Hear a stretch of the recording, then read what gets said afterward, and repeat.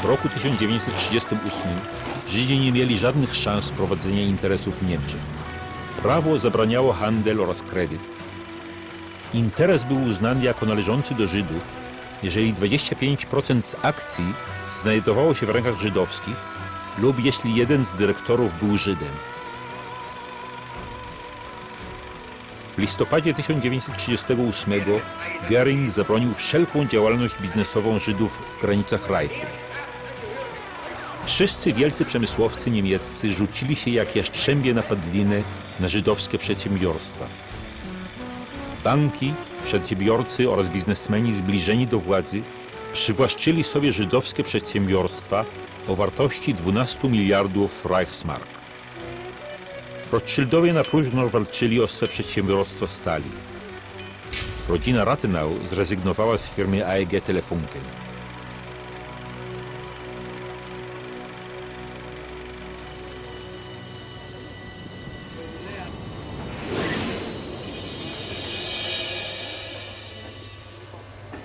בשנת 1964 ברכבת שנסעה מווינה לבלגרד עצרו שני בלשים אוסטרים, איש עסקים שקרא לעצמו הוברט צימרמן. עד מהרה התברר שהטיפוס המפוקפק הזה הוא לא אחר מאשר קורט ויזה מבכירי הגסטאפו בגטו גרודנו. תמיד חלמתי שהוא הורג אותי, עושה משהו לי, למשפחה שלי כל הזמן, עד היום של המשפט. כשראיתי אותו במשפט, Felix stanął w sądzie w Bielefeld naprzeciw Kurta Wiese, opowiadając szczegółowo o zbrodniach Wisego, w jaki sposób wygnał jego rodzinę do transportu na zagładę. Felix Schrager-Feivel patrzył prosto w oczy swojemu oprawcy. W tej chwili zniknęły wszystkie jego marzenia zemsty. אני רואה איך הוא מדבר, איך הוא משקר, איך הוא איש קטן, איך הוא כלום, פשוט כלומניק.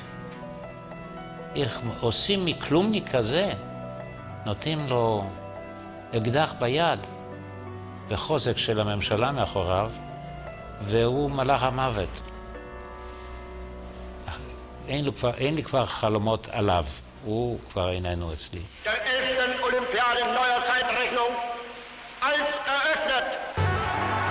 Hitler był bardzo dumny, że rząd nazistowski przywłaszczył sobie firmę Telefunken, która należała do rodziny Rathenau.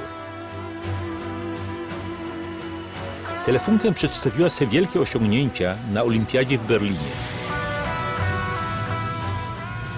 Podczas wojny stanowiła Telefunken właściwie korpus łączności w wojskach Wehrmachtu.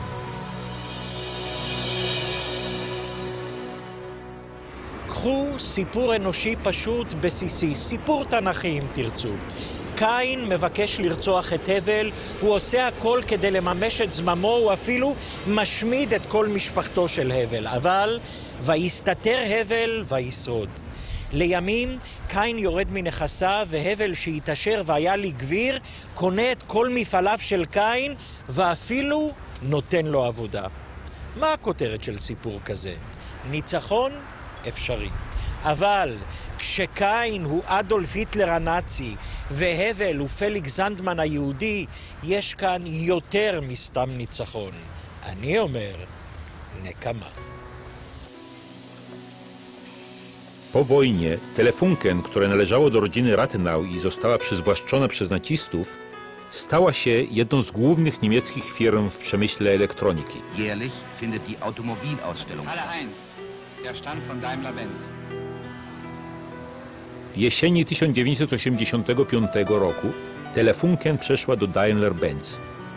10 lat później dyrekcja zawiadomiła niemiecki rząd, że Telefunken będzie sprzedana z powodu problemów ekonomicznych. Większości pracowników groziło zwolnienie.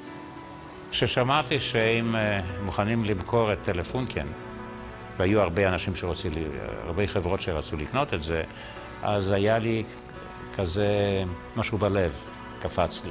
טלפונקן היו נאצים, בלי ספק.